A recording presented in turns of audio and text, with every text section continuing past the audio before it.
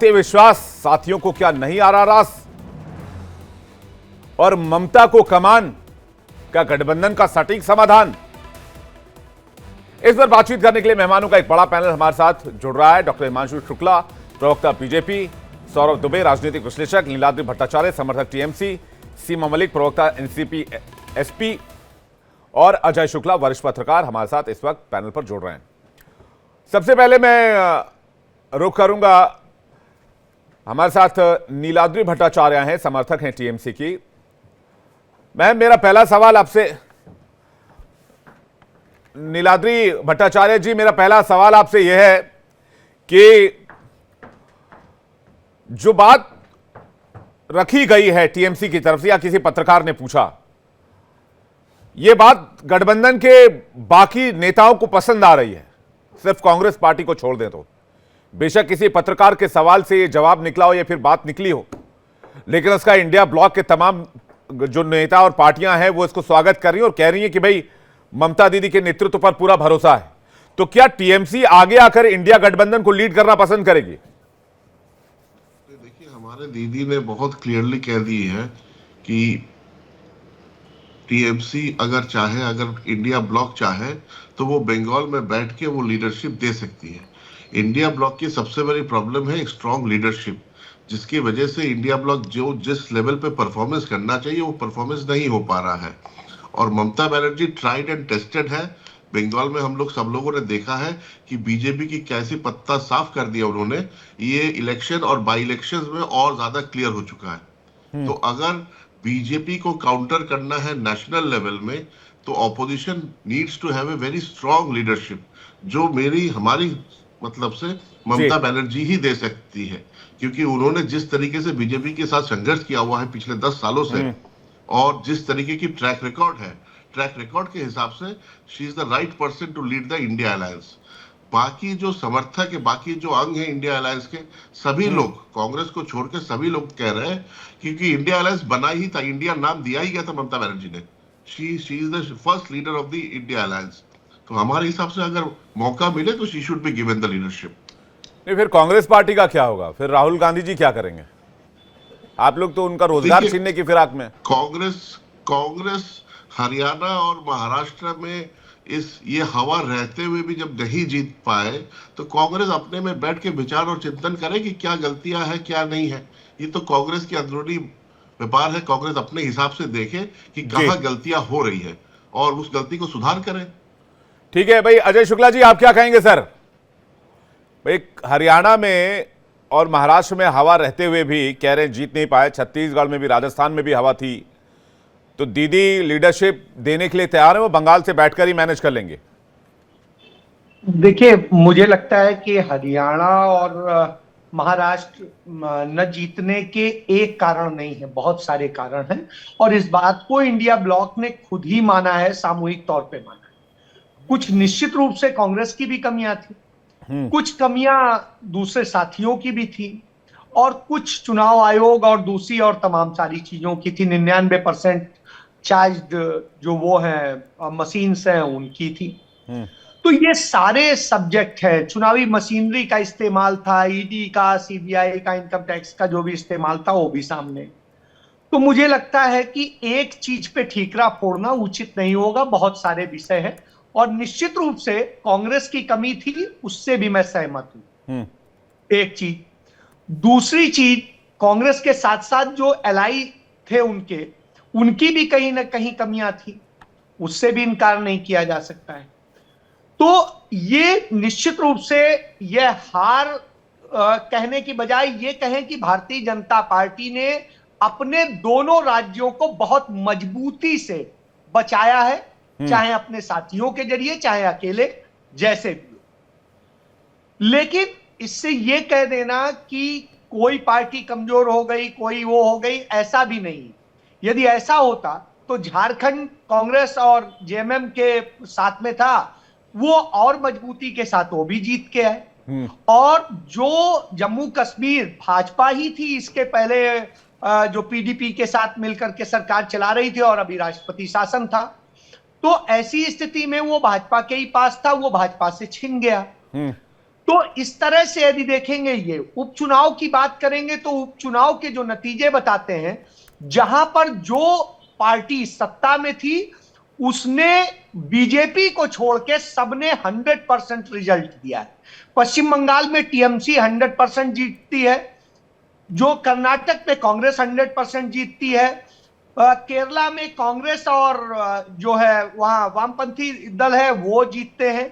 उसके बाद में आप यदि पंजाब में आ जाएंगे तो कांग्रेस और आम आदमी पार्टी जीतती है। इसी तरह से तमाम जगह जहां भाजपा थी, मध्य प्रदेश में भाजपा है लेकिन भाजपा अपनी एक सीट खो देती है, भाजपा राजस्थान में अपनी सीट खोती है, भाजपा शुक्ला जी दो सीटें यूपी में खोती है। ये उन राज्यों की बात कर रहा हूं जहां वो सत्ता नहीं, लीडरशिप पे विश्वास कम हो रहा है, सवाल इस बात को लेकर है। एक बात निकली कि ममता दीदी को इंडिया गठबंधन को लीड करना चाहिए, सभी पार्टियों ने इसका वेलकम कर दिया, तो आप क्यों नहीं वेलकम कर रहे हैं? विवेक, ये बताइए कि कांग्रेस पार्टी ने कब राहुल गांधी को पार्टी का लीडर बनाया था? वो नेता प्रतिपक्ष है। और राहुल गांधी इंडिया गठबंधन के कब संयोजक या नेता या अध्यक्ष? नहीं, कांग्रेस पार्टी की बात हो रही है सर। मुझे एक चीज बता दीजिए, अगुआ कांग्रेस पार्टी थी ना इंडिया गठबंधन में। आज तक कोई उसका अगुआ घोषित ही नहीं हुआ है, आज तक नहीं हुआ है, एक बार नहीं हुआ है। हाँ। सभी ने मिल के फैसले लिए हैं, तो जो भी फैसला होगा, और जो ममता जी ने कहा बिल्कुल सही कहा कि यदि मुझे मौका देंगे तब हम कह रही हैं, वो ये नहीं कह रही हैं, मौका देंगे, शब्द को सुनिए जी। वो कह रही है सब चाहेंगे तो हम तैयार है इस चीज के लिए। डॉक्टर हिमांशु शुक्ला आपको कुछ कहना चाह रहे हैं? डॉक्टर हिमांशु शुक्ला, उसके बाद में सीमा मलिक आपके पास आ रहा हूं, सरोज दुबे आपके पास आ रहा हूं। डॉक्टर हिमांशु शुक्ला जी, अजय शुक्ला जी ने खुद ही बातों बातों में बता दिया है कि समस्या कांग्रेस में कहां है। वो ऐसे बात कर रहे हैं जैसे कांग्रेस के जो सारे जो नेता हैं और जो कार्यकर्ता जैसे बात करते हैं, जैसे सोनिया गांधी सीट छोड़ देती हैं तो वो ये नहीं बताते कि सोनिया गांधी काम करने के लायक नहीं है। राहुल गांधी जब छोड़ देते हैं तो वो ये नहीं बोलते हैं कि काम करने के लायक नहीं है Rahul Gandhi. ED, CBI, EVM machine ये लेके आ जाते हैं। अरे भाई, कांग्रेस के लोग जिस दिन हिम्मत जुटा लेंगे ये बताने के लिए कि राहुल गांधी अच्छे लीडर नहीं है, उसी दिन कांग्रेस पार्टी ठीक हो जाएगी। और राहुल गांधी को मैं एक चीज में बहुत एक्सीलेंट मानता हूं, बहुत एक्सीलेंट लीडर है। जो पार्टी एक समय पर 400 सीट लाई थी, उसको आज राहुल गांधी इतनी गर्दिश में ले गए थे कि जब वो उसके लीडर बने तो 44 पे ले आए हैं। तो राहुल गांधी की लीडरशिप तो यहां से हम सबने देख ली है कि कितनी अच्छी लीडरशिप है कि 400 की पार्टी को 44 लाने में वो जो है कारगर रहे हैं। तो और दूसरी बात यह है कि वो कह रहे हैं ममता बनर्जी को करना चाहिए। तो ममता बनर्जी अगर जो है लीडर ऑफ बनेंगी इंडिया अलायंस, तो ममता बनर्जी कैसे काम करेंगी? हम सबने तो आजकल देखा ही है कि ममता बनर्जी का गवर्नेंस कैसा है। हर जगह गुंडागर्दी, लड़ाई दंगा, मारपीट, रोहिंग्यों का जो है टीएमसी में लाना, वेस्ट बंगाल की सरहद में लाना, आधार कार्ड चेंज करने के इल्जाम लगेंगे। तो अगर वो ऐसे लीडर ऑफ ऑपोजिशन बनके अगर ऐसे काम करेंगे, हिमांशु ऐसा तो नहीं है। एक सेकंड, आ रहा हूं नीलाद्री जी, आ रहा हूं। हिमांशु ऐसा तो नहीं है कि ममता बनर्जी के आने के नाम मात्र से आप लोग टेंशन में हो कि भाई पॉलिटिकल फाइट टफ हो जाएगी? आप कंपैरिजन करिए आप ममता बनर्जी की कितनी सीटें और भारतीय जनता पार्टी नहीं 10 साल से कोशिश तो आप लोग भी कर रहे हैं बंगाल में मुख्य अपना सीएम बनाने की। पिछले बार भी आप 200 पार जाने वाले थे। देखिए, कोशिशें हमारी रहती हैं और बंगाल की जनता साथ में है, पर इस बात को आप भी नहीं झुठला पाएंगे कि जो डेमोग्राफिकल चेंज हो रहा है, जो रिगिंग की कंप्लेन्स आती हैं, हम नहीं कहते कि ईडी, सीबीआई और सरकारी संस्थान पे नहीं, आज बात गवर्नेंस की नहीं है, आज बात लीडरशिप की है। क्या ममता दीदी के लीडरशिप से आपको टेंशन लेना चाहिए? क्योंकि इंडिया ब्लॉक में मुझे लगता है कि कांग्रेस तो टेंशन ले रही है। मैं मलिक जी के पास जा रहा हूं, सीमा मलिक जी के पास, उसके बाद में सौरभ दुबे आपके पास आ रहा हूं। सीमा मलिक जी, क्या इस बात का वेलकम करती हैं आप? देखिए, ममता बनर्जी बहुत बड़ी लीडर है और मतलब हम तो यही कहेंगे कि अगर कोई एक्सपीरियंस पर्सन आता है एंड जैसा उनका अप्रोच रहा है, बहुत अग्रेसिव अप्रोच में रही है, इनका मतलब बहुत एक्सपीरियंस लीडर है, तो I think everybody will welcome them. But it doesn't mean कि we are against Rahul Gandhi ji और समथिंग। ये है कि कोई बेटर हो सकता है, इसमें कोई राय नहीं है। और ममता बनर्जी के बारे में जहां तक मैं कहूंगी, एक बहुत बड़ी लीडर है और काफी बड़े बड़े लीडर्स नहीं, आप लोगों का असेसमेंट क्या हैं। कहता है? अगर कांग्रेस से अलग होकर सिंगल इंडिविजुअल चुनाव लड़े होते तो ज्यादा फायदा होता क्या? नहीं, ऐसा कुछ नहीं है, मुझे ऐसा नहीं लगता कि उनके उनके साथ जाने से कोई बहुत हमारा नुकसान हो गया या कुछ ऐसा है। देखिए, एक अभी किसी ने बोला है कि किसी भी मतलब चुनाव के लिए बहुत सारे फैक्टर्स होते हैं, तो इस वजह से हम पूरा एक ही आदमी के ऊपर पूरा ठीका नहीं फोड़ सकते कि हाँ पूरी उनकी गलती है, उनकी वजह से हम आ गए। तो इसके इन चीजों को अगर हमें रिव्यू किया जाए, बहुत सारे फैक्टर्स हैं उसमें। पर जहां तक आप ममता बनर्जी की बात कहती हो, ये तो सत्य है कि she is an experience leader, बहुत बड़े बड़े लीडर्स उन्होंने बनाए हैं। इनफैक्ट मैं कहूंगी कि महिलाओं के मतलब महिलाओं को बहुत वो दिया गया है, मतलब अब आगे बढ़ाया गया है, तो ये सब क्वालिटीज तो उनमें है। बट इट डजंट मीन कि हम मतलब पहले वालों को बुरा बता रहे हैं या राहुल गांधी जी इनएफिशिएंट है या समथिंग लाइक। मुझे नहीं लगता कि हम ऐसा कुछ कहना चाहते हैं। बट ये है कि हाँ, ममता बनर्जी तो एक्सपीरियंस लीडर है, इसमें कोई डाउट नहीं है। तो यही हम लोग आप दोनों मतलब बातें कह रही हैं। आप कह रही है ममता बनर्जी एक्सपीरियंस लीडर है, अच्छी लीडर है, लेकिन राहुल गांधी जी में भी कोई कमी नहीं है। मैं नहीं, आपकी बात समझ कमियां नहीं तो पा रहा देखिए हर आदमी में होती है, कमियां तो हर आदमी में होती है, नोबडी इज परफेक्ट, है ना। But of course Mamata Banerjee is comparatively she is more senior and काफी उनका मतलब एक्सपीरियंस है and काफी अच्छे अच्छे मैं कहूँगी लीडर्स उन्होंने निकाले हैं, आप देखिए। एंड मैं समझ गया, बहुत एग्रेसिव अप्रोच है उनका। बिल्कुल मैं समझ गया, व्यूअर्स भी समझ गए, जो कि मेरे बीजेपी के लिए शायद चाहिए वो अप्रोच। जी ठीक है, मैं समझ गया, व्यूअर्स भी समझ गए, सौरभ दुबे भी समझ गए। आप समझे कि नहीं समझे? बिल्कुल समझ गया मैं। सीमा जी कह रही हैं कि ममता बनर्जी एक मैच्योर लीडर है, एक समझदार और एक एक्सपीरियंस लीडर है, अनुभवी नेता है, उनके अनुभव का फायदा मिल सकता है। तो इसको कैसे देखा जाए सौरभ दुबे? ये तो उनका बड़प्पन है। मैं तो सीमा जी को जो है मानता हूं कि उनका बड़प्पन है कि आदरणीय शरद पवार जी एक वरिष्ठ नेता हैं, उसके बावजूद उन्होंने अगर ममता बनर्जी नहीं, बात कंपैरिजन यहाँ ममता बनर्जी राहुल गांधी की लीडरशिप की हो रही है ना। मैं तो तारीफ कर रहा हूं उनकी, बड़प्पन की तारीफ कर रहा हूं, कोई बात नहीं। देखिए, मैं कह रहा हूं कि जब से इंडिया अलायंस बना है, इंडिया गठबंधन का निर्माण हुआ है, तब से लोगों के अपने अपने दावे हैं। हाँ। सबसे पहला दावा नीतीश कुमार जी का था। नीतीश कुमार जी का दावा था कि मैंने ही इंडिया अलायंस बनाया है, और लोग इससे सहमत भी थे। हालांकि नीतीश कुमार जी को इंडिया अलायंस से अलग होना पड़ा। उसके बाद जो है वो समाजवादी पार्टी के जो नेता, बड़े नेता रहे अखिलेश यादव, उनका भी दावा रहा कि इंडिया अलायंस में जो महत्वपूर्ण भूमिका है वो मेरी है। उसके बाद ममता बनर्जी जी का भी अपना दावा रहा कि भैया आप जो दावे बढ़ चढ़ करके आपको दिखाई भी दे रहे हैं, कुछ अन्य पार्टियों के भी दावे रहे।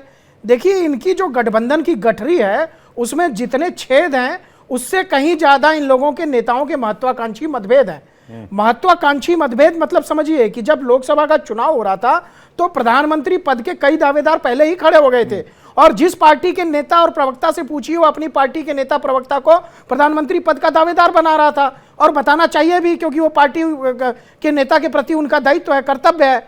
लेकिन मेरा मानना है कि ये जो तथाकथित मोहब्बत का गठबंधन है, जो कांग्रेस पार्टी, जो आदरणीय राहुल गांधी जी बार बार कहते हैं कि ये हमारा मोहब्बत का गठबंधन, मोहब्बत की दुकान है, इस मोहब्बत के गठबंधन में जो बेवफाई का खंजर होता है वो हमेशा से कांग्रेस पार्टी के हाथों में ही होता है। मैं शुरुआत करता हूं मध्य प्रदेश के चुनाव से।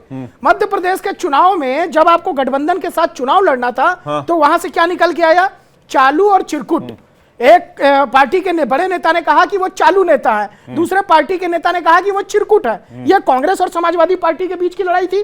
उसके बाद आप आगे बढ़िए, आगे बढ़ते हैं तो समाजवादी पार्टी ने तो कांग्रेस से तो फ्री हैंड दे दिया समाजवादी पार्टी को। उत्तर प्रदेश में दोस्ती तो थी, मोहब्बत तो थी। बढ़िया, मैं वही तो कह रहा हूं आपको कि मध्य प्रदेश आप बताइए कि 23 तारीख को नतीजे आए महाराष्ट्र के, सरकार बनाने में 10 दिन लग गए, 23 के बाद 5 तारीख पहुंच गया। मोहब्बत की कमी आप लोगों के अंदर नजर आई महाराष्ट्र के अंदर, और आप ज्ञान दे रहे हैं कांग्रेस पार्टी को। नहीं, देखिए, मेरे को आने तो दीजिए वहां तक, महाराष्ट्र चुनाव तक। एक मिनट लगेगा, मैं आ जाऊंगा। नहीं, उसके बाद लोकसभा चुनाव, देखिए उसके बाद लोकसभा चुनाव हुए। लोकसभा चुनाव में जिस समाजवादी पार्टी का अपमान किया गया, उसी समाजवादी पार्टी ने बढ़ चढ़ करके कांग्रेस को जो है हाथ बढ़ाया, और 17 सीटें उसको चुनाव लड़ने के लिए दी, और 1 से 6 सीटें कांग्रेस जीत करके आई। बावजूद उसके परसों रामगोपाल यादव जी का क्या कहना था कि राहुल गांधी जी को संभल जाने की क्या जरूरत थी संसद है, ये बयान तो रामगोपाल यादव जी का था। और ममता बनर्जी जी ने खुद को अलग कर लिया था। जब लोकसभा के इलेक्शन चल रहे थे, उसी समय ममता बनर्जी ने बोला कि भैया हमारा कोई गठबंधन नहीं होगा। तो जितनी राज्य की पार्टियां हैं, बड़ी पार्टियां हैं, क्या उनसे समन्वय बैठाने में कांग्रेस पार्टी नाकाम रही है? इसका जवाब लेंगे। सीमा मलिक कुछ कहना चाह रही है, पहले सीमा मलिक जी, जल्दी से सीमा मलिक जी।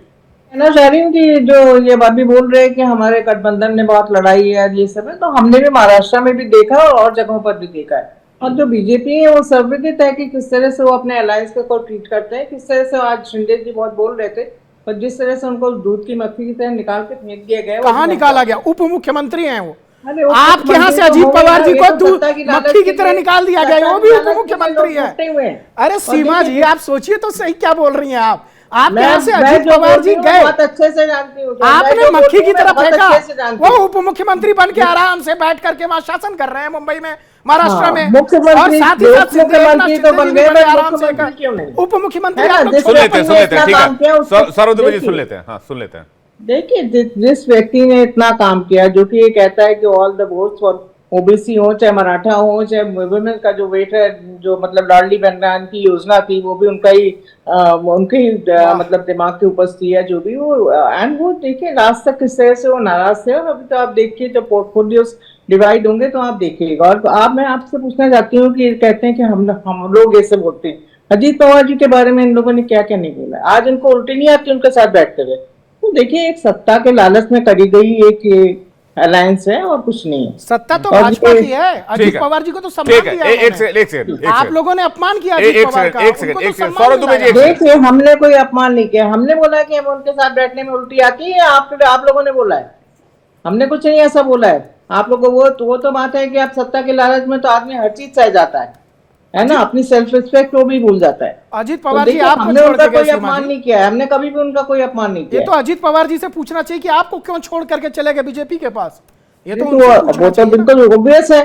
कल उनके ऊपर सारे केसेस हटा दिए गए, आप देखिए। तो वो सब चीजें तो वॉशिंग ठीक है, मशीन नीलाद्री भट्टाचार्य कुछ कह रहे हैं, उसके बाद आयुष शुक्ला जी आपके पास आ रहा हूं। आपकी वॉशिंग जी। मशीन को कौन नहीं जानता?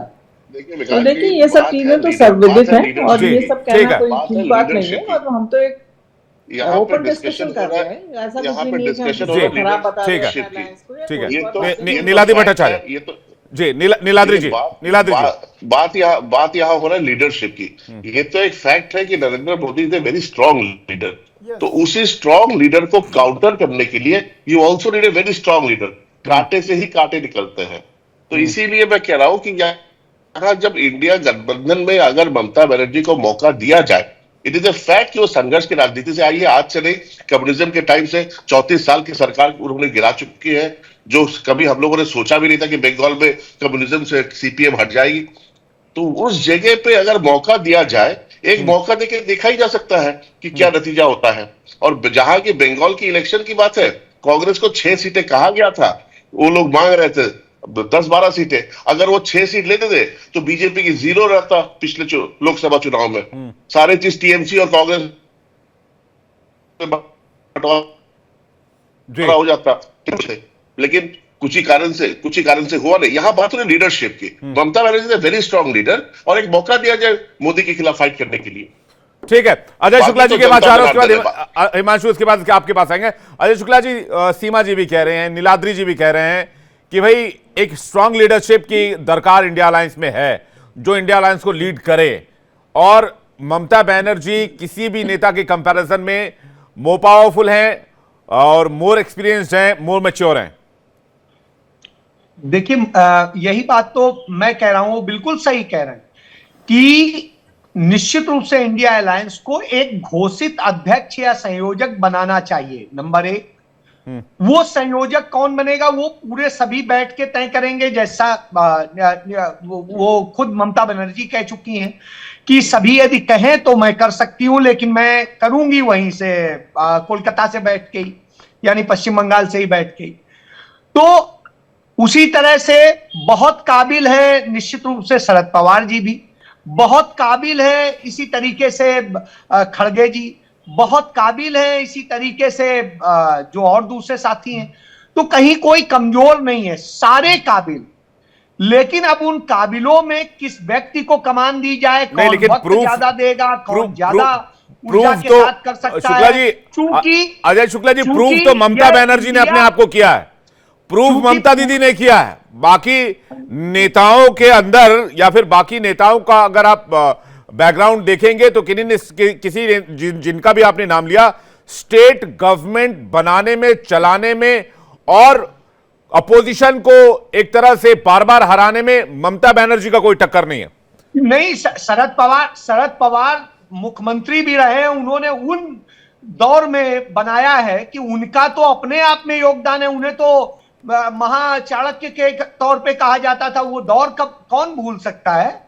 तो ऐसा नहीं है कि ममता बनर्जी अकेले, सारे लोग काबिल हैं, सभी काबिल हैं, ममता बनर्जी भी काबिल है, दूसरे भी काबिल, लेकिन वो काबिलियत तब है ना जब सारे लोग एग्री हों, और वो एग्री होंगे तो हो जाएंगी, वो भी हो सकती है, कोई दूसरा भी हो सकता है।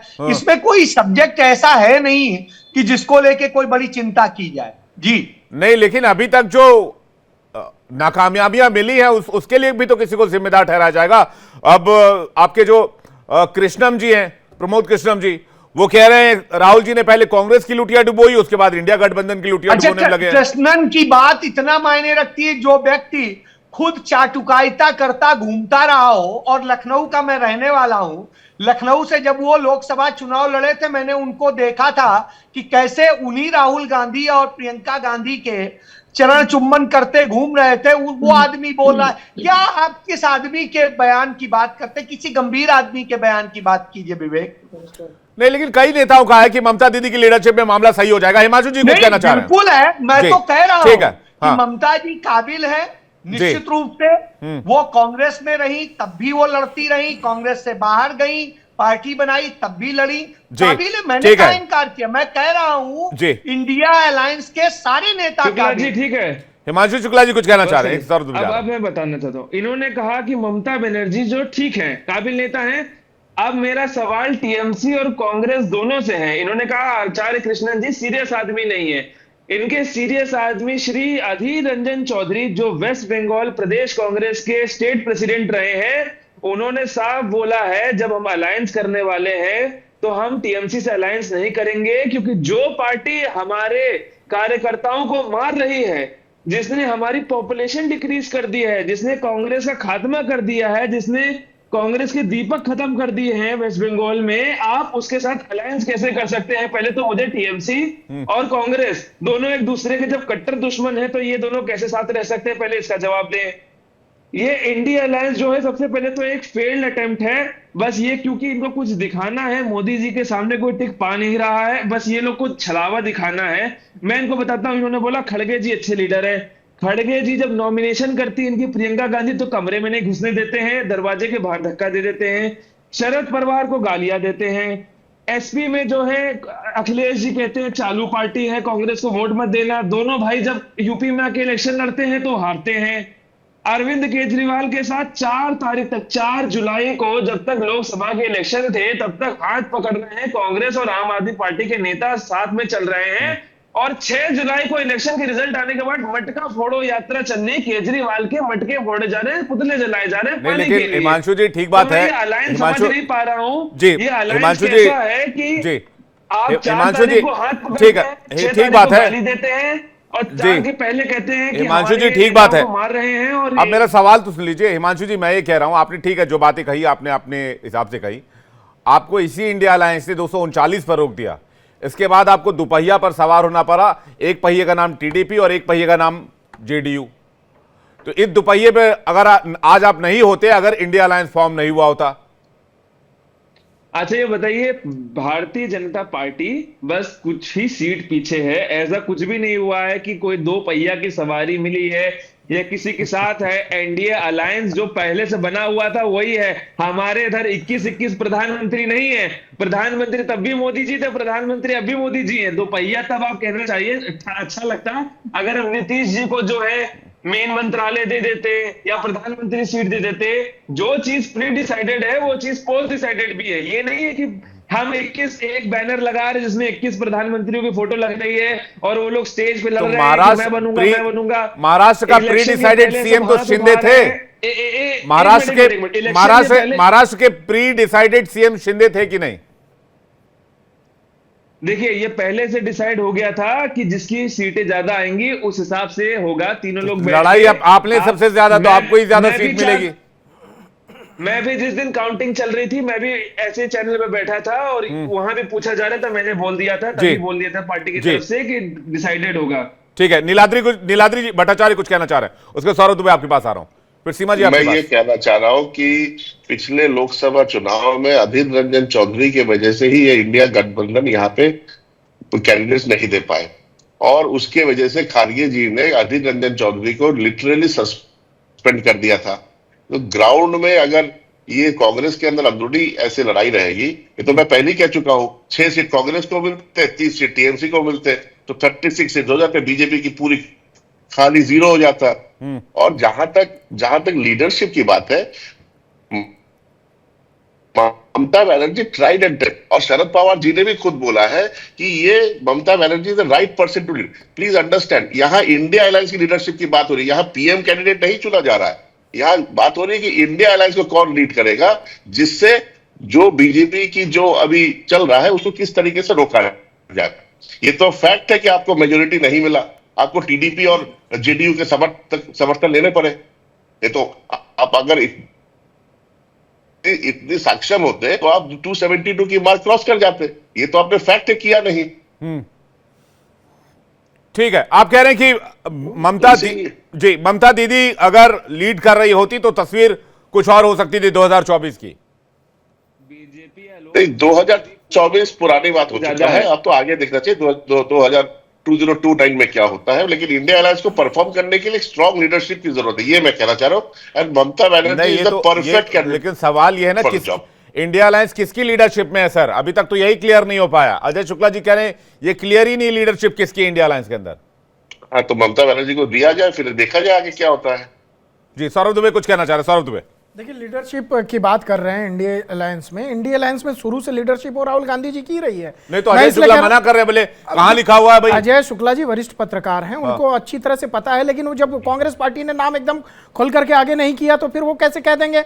देखिए जब इंडिया अलायंस नाम रखने वाले कौन थे, राहुल गांधी जी। नाराज कौन हुए थे, नीतीश कुमार जी। नीतीश कुमार जी ने कहा कि संयोजक मैं था और आप नाम आपने तय कर दिया, तो इस बात में ठनाठनी थी। कुल मिलाकर के जितने भी निर्णय रहे हैं वो कांग्रेस पार्टी की तरफ से राहुल गांधी जी ही लेते रहे इंडिया अलायंस में, और इसीलिए अभी तक जो है इंडिया अलायंस के अंदर पूर्ण रूप से जो है आपस में सामंजस्य नहीं बैठ पाया। देखिए मैं एक बात कह रहा हूं कि आदरणीय राहुल गांधी जी जो है वो अब एक ऐसा चेहरा हो गए कि आप भारतीय जनता पार्टी का कोई बड़े से बड़ा नेता हो या कोई छोटा कार्यकर्ता, वो सीधा सीधा आक्रमण राहुल गांधी जी के नाम को लेकर के कहता है, और कुछ भी कह जाते हैं लोग राहुल गांधी जी के नाम को लेकर के। तो आप ये कह रहे हैं कि इंडिया अलायंस का फेस राहुल गांधी है। अभी वर्तमान में इंडिया अलायंस का फेस राहुल गांधी जी ही है।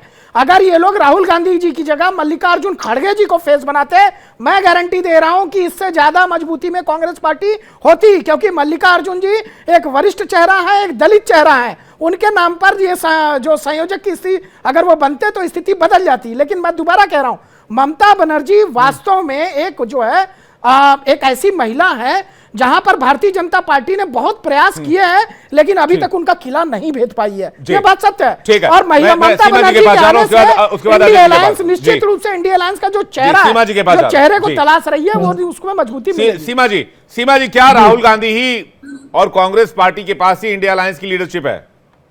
नहीं, ऐसा कुछ नहीं है, जैसा कि ऐसा कुछ डिसाइड तो हुआ नहीं था कि वो संयोजक है या कुछ भी है। और देखिए वो जरूर है, कांग्रेस एक बड़ी पार्टी है, इसमें कोई डाउट नहीं है। उनका मतलब 3 राज्यों में उनकी सरकार भी है, तो ये चीजें तो हैं शायद, जिससे लोगों को लगता होगा। एंड देखिए we are not against Rahul Gandhi और एनीबॉडी, बट ये है कि इन कंपैरिजन में ममता बनर्जी तो एक मैच्योर लीडर नहीं।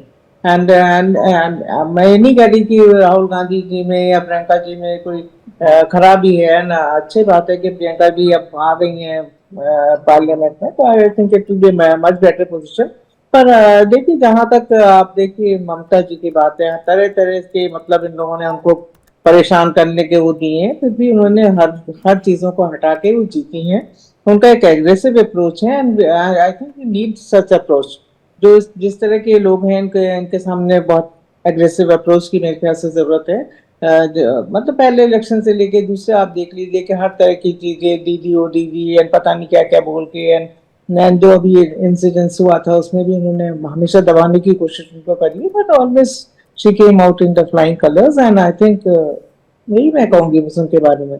और बाकी अपने तो देखिए जो उनका अलायंस है, किसी को भी यूज करके थ्रो करना इनका चीजें हैं। वो इनकी जो वॉशिंग मशीन है इसके बारे में कोई नहीं जानता।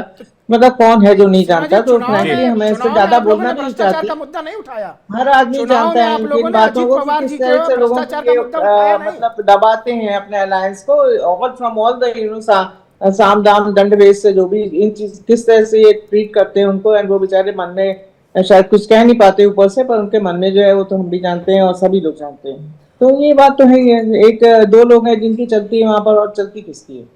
नहीं वो बात तो ठीक है। देखिए वो महायुति में क्या हो रहा है पता नहीं, लेकिन इंडिया अलायंस में जो एक तरह से टाइटैनिक बनता हुआ नजर आ रहा है, इसका क्या करेंगे देखिए सीमा जी? इंडिया अलायंस जो है ना, एक कभी कोई सत्ता के मतलब लालच में बनी हुई अलायंस नहीं है। हमारा जो मोटो है कि जो एक जिस तरह की चीजें आज इस देश में चल रही हैं, जिस तरह से हर हरियाणा संस्थानों को यहाँ पर में देखा लालच जा में रहा ही है, हार गए चुनाव आप लोग। ईवीएम के हरियाणा में चुनाव जीत जाते हैं। वो एनसीपी की है भाई साहब, वो एनसीपी पार्टी नहीं से मैं होता है। वो बता रहा हूँ, उन्होंने पूरे अलायंस की बात कर रहे हैं। तो हरियाणा तो चुनाव हमारा मोटो खाली ये है कि जो चीजें हो रही है इस देश में पहले उनको हटाया जाए, जी। उसके बाद हम सोचेंगे कि कौन क्या मतलब बनेगा, इंडिया प्राइम मिनिस्टर अलायंस का बनेगा और क्या बनेगा। मकसद सरकार बनाना नहीं है, मोदी को हटाना है। मोदी हटाना, मोदी विरोध। बिल्कुल मोदी को हटाना है, और जो चीजें जिससे चल रही हैं उनको हटाना है सर। जो यहाँ पे रॉन्ग प्रैक्टिसेस चल रही हैं इस कंट्री में वो सब लोग जानते हैं। लेकिन ये तो हो नहीं पाया, ना 2019 में हो पाया, ना सर 2024 में हो होगा पाया। सर होगा, इतने जी। निराश होने की बात नहीं है, हर जी। आदमी का वक्त आता है। ठीक है। एंड एक काल चक्र चलता है, जो कोई भी सत्ता ऐसी नहीं होती जो हमेशा के लिए हो। काल चक्र में मोदी के बाद बिल्कुल। योगी आ जाएंगे। अच्छा, अजय शुक्ला जी कुछ कह तो रहे हैं। देखेंगे। ठीक है अजय शुक्ला जी, मैं आ रहा हूं, हिमांशु एक सेकंड वेट कीजिएगा। अजय शुक्ला जी। देखिए मेरा मानना है कि इस बात से एसेस नहीं किया जा सकता है। यदि इस बात से एसेस किया जाता तो लगातार आप याद करिए कि जिस तरीके से 45 साल 50 साल 55 साल कांग्रेस सरकार में रही, तो कहिए कि भाजपा नहीं थी। आज भाजपा है, कांग्रेस नहीं है, कल कोई और था। तो ये कोई विषय नहीं है कि आज कौन है, आज 10 साल कोई हो गया, 15 साल हो गया, 20 साल हो गया तो वही रहेगा। ये काल चक्र है, चलता रहता है। निश्चित रूप से भाजपा के लोगों ने मेहनत की है और मेहनत करके आज वो इस स्थिति में आए हैं और आज वो सरकार में है। कल के दिन यदि कोई और भी मेहनत कर लेगा, बेहतर तरीके से कर लेगा, स्ट्रेटजी बना लेगा, तो निश्चित रूप से वो सरकार बना लेगा। तो इसमें मतलब कोई आप कह रहे हैं इतना राहुल जी बड़ा नहीं, rocket राहुल जी science बेहतर नहीं है। मतलब आप कह रहे हैं राहुल जी और कांग्रेस पार्टी बेहतर स्ट्रैटेजी, बेहतर रणनीति नहीं बना पाए? नहीं मैंने तो नहीं कहा, आप सारे कह रहे हैं कल करते को कोई हैं। और कर लेगा? नहीं, 90 साल तक बीजेपी यदि नहीं अपने बहुमत से आ पाई कभी सत्ता में, तो 90 साल जो आरएसएस करती रही मेहनत, तो कहें 90 साल वो नाकारा थी? नहीं, वो अपने ढंग से काम कर रही थी, नहीं आई। 90 साल बाद में वो आ गई। 90 साल? आज 100 साल होने आ रहे हैं। तो आप हाँ। ये समझिए कि उन्होंने, कांग्रेस पार्टी जो है वो सत्ता में रही 55 साल रही। तो दोनों की बातें हैं और इन सब में इसको इस आधार पर ये नहीं कह सकते कि अटल जी कहीं नाकारा थे या आडवाणी जी नाकारा थे या नरेंद्र मोदी नाकारा थे या कोई नाकारा था। नहीं, सारे काबिल हैं। कभी कोई सफल हुआ, कभी कोई असफल हुआ। और मैं नहीं समझता हूं, जब से चीजें चल रही हैं लगातार, मुझे लगता है पॉजिटिव वे में चल रही हैं। जो एसेस किया जाता है वो इसमें हो सकता है उतनी बड़ी सफलता नहीं मिली जितनी सोची जाती थी, लेकिन इतनी सफलता मिली। 400 पार का नारा दिया था मोदी जी ने और 400 पार को उन्होंने 240 पर रोक दिया। उस परिस्थिति में रोक दिया जब कहा जा रहा इतना बड़ा महिमा मंडन वाला प्रधानमंत्री है, तो जब रोक दिया तो बहुत बड़ी बात है। और तो ये तब है, ठीक है, वो तो पास मौजूद है। भट्टाचार्य जी कह रहे थे दीदी को नेतृत्व देने में क्या एतराज है? टीएमसी का अलायंस नहीं हो पाया, कांग्रेस, वहां आपका अलायंस नहीं हो पाया, बावजूद इसके रोक दिया। शुक्ला जी, कांग्रेस स्टेप डाउन कर दे और ममता दीदी को आगे बढ़ा दे, ममता दीदी को फेस बना दे इंडिया अलायंस का। मुझसे सवाल है विवेक? जी सर, आप ही से सवाल है, उसके बाद मैं हिमांशु के पास जा रहा हूं, फिर सौरभ आपके पास। नहीं, मैं तो कह रहा हूं कि जो भी बेहतर करना चाहे और करने को वो तैयार हो, प्लस लीडरशिप तैयार हो, सारी होना चाहिए। निश्चित रूप से कोई ना कोई को एक उसकी प्रमुखता देनी चाहिए, घोषित करना चाहिए। आज तक कोई घोषित नहीं है, इसका नुकसान हुआ है।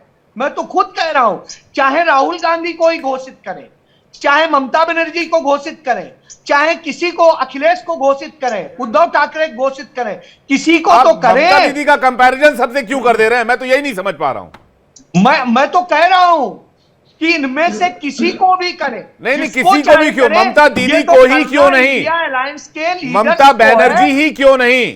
शुक्ला ये जी, सारे लीडर्स को ही है, ये तो सहमति बनाए भाई करें। साहब, आपने ये आपने हम थोड़ी आपने नहीं आपने बताएंगे। आपने आपने शरद ये तो पवार वो कांग्रेस करेंगे। पार्टी को परख लिया ना महाराष्ट्र के चुनाव में। देखिए अब विवेक, अब ये महाराष्ट्र हम के नहीं चुनाव का बताएंगे। रिजल्ट ले लीजिए और ये पश्चिम बंगाल के इंडिया चुनाव का अलायंस रिजल्ट के ले लीजिए। लीडर्स बताएंगे कि उन्हें परिणाम किसे बोलता है लीडर सर, बनाना है। सर रिजल्ट्स तो वो बोलते हैं, लीडर बनाए। परिणाम बोलता है। आप महाराष्ट्र का रिजल्ट ले लीजिए, पश्चिम बंगाल का रिजल्ट ले लीजिए। आप ममता दीदी को हर नेता के साथ एक ही तराजू में तौल दे रहे हैं।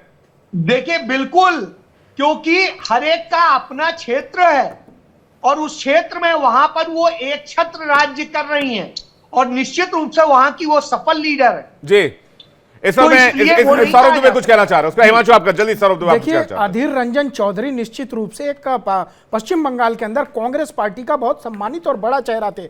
जिस प्रकार से उनका अपमान हुआ, अपमानित हुए वहां पर, और कांग्रेस पार्टी उनको संरक्षण देने में नाकाम रही। मैं मानता हूं कि कहीं ना कहीं अगर ममता बनर्जी के ये लोग समर्पण करेंगे तो कांग्रेस पार्टी पश्चिम बंगाल में पूरी तरह से समाप्त हो जाएगी। यह कांग्रेस पार्टी के ऊपर अंदरूनी तौर पर, संगठन के ऊपर बड़ा प्रश्न चिन्ह लगता है। दूसरी बात कही गई राष्ट्रीय स्वयंसेवक संघ की, 90 सालों से मैं कह रहा हूं कि राष्ट्रीय स्वयंसेवक संघ एक सांस्कृतिक संगठन है। उसने तो कभी राजनीतिक पार्टी बनाई ही नहीं। 1980 के दशक में जब जनसंघ का निर्माण हुआ तब वो राजनीति में प्रवेश किए। अब देखिए मजेदार बात क्या है, अगर आप राष्ट्रीय स्वयंसेवक संघ के लोगों को ढूंढेंगे तो वो आपको कांग्रेस के अंदर भी मिल जाएंगे, आपको टीडीपी के अंदर भी मिल जाएंगे, आपको एनसीपी के अंदर भी मिल जाएंगे, तमाम अन्य जगहों पर राष्ट्रीय स्वयंसेवक संघ के लोग आपको मिल जाएंगे। इसलिए बार बार ये कहना कि 90 वर्षों से राष्ट्रीय स्वयंसेवक संघ सरकार बनाने में लगा था और वो नाकाम रहा, ये बात पूर्णतः तथ्यों के आधार पर गलत है। जी ठीक बात है। मैं हिमांशु के पास आ रहा हूं। हिमांशु कुछ कह रहे थे। हिमांशु जी, मैं इन लोग को जो हमारे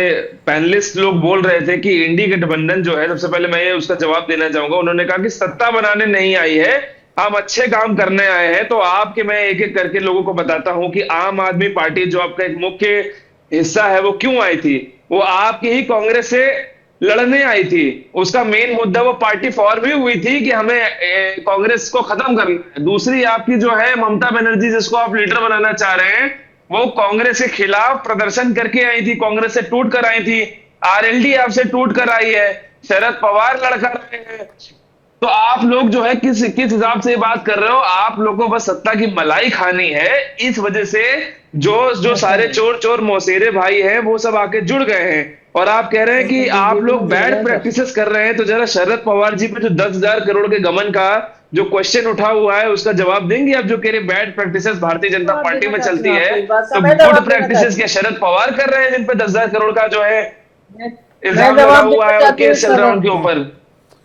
ठीक है, सीमा जी कुछ कह रही हैं। ठीक है, मैं सर इनसे ये कहना चाहती हूँ मलिक जी। कि तरह तरह के आरोप लगाते रहते हैं, 10,000 करोड़ का सच्चाई है गबन और मैडम, ये facts सब। हैं। मैं सिर्फ इनसे ये पूछना चाहती हूँ कि इन्होंने शरद पवार जी को जो सेकंड हाईएस्ट अवार्ड है मेरे ख्याल से कंट्री का, इन्होंने पद्म विभूषण क्यों दिया था उनको?